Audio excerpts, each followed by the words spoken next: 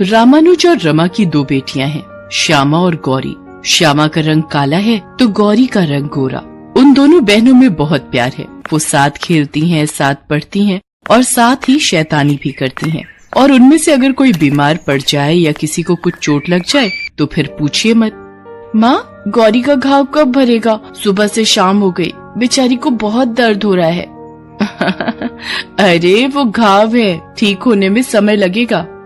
गौरी का घाव जब तक भरा नहीं, श्यामा चैन से न सोई और न खाई। और जब वो पूरी तरह ठीक हो गई तो दोनों बहनें फिर से निकल गईं मस्ती करने। श्यामा, कितने दिन हो गए ना हमें बाहर घूमे, चलो बाबा के खेत पर चलते हैं।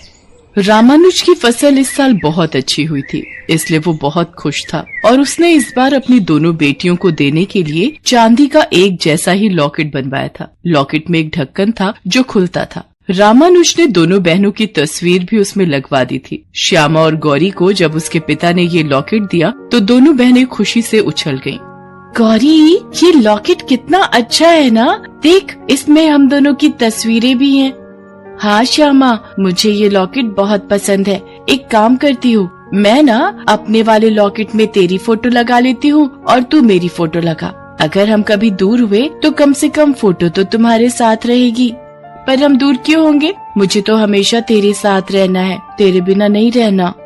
रामानुज और रमा दोनों बहनों के प्यार को देखते तो उनकी आंखें भर जाती थी। इन दोनों बहनों के प्यार को किसी की नजर न लगे रमा, ये हमेशा साथ साथ रहें। लेकिन होनी की किताब के किस पन्ने में क्या लिखा है ये कौन जानता है। बारिश का मौसम शुरू हो गया था और इस बार की बारिश ने पिछले कई सालों के रिकॉर्ड तोड़ दिए थे। लोगों के घरों में पानी घुस रहा था। लोग अपने अपने घरों को छोड़कर सुरक्षित स्थान पर जा रहे थे। रामानुज का परिवार भी पानी के बीच से अपने लिए सुरक्षित स्थान की तलाश में जा रहा था। श्यामा, देख, तू मेरा हाथ कस के पकड़ कर रख, पानी का बहाव बहुत तेज है और तू भी मेरा हाथ जोर से थामे रख। वो सभी धीरे धीरे चले जा रहे थे, तभी अचानक पानी का जोरदार वेग आया और गौरी का हाथ श्यामा के हाथ से छूट गया। रामानुज और रमा भी उनसे बिछड़ गए। श्यामा, श्यामा! गौरी पानी के तेज बहाव में बहती चली जा रही थी। उसने पानी में बहुत हाथ पांव मारे, फिर वो बेहोश हो गई और बहती हुई एक नदी में चली गई। उधर बाढ़ का पानी जब थमा तो श्यामा का जीवन बिल्कुल बदल गया। रामानुज की मौत हो गई थी। उसकी माँ तो जिंदा थी लेकिन वो शौक में चली गई थी। वो तो श्यामा को पहचान भी नहीं पा रही थी।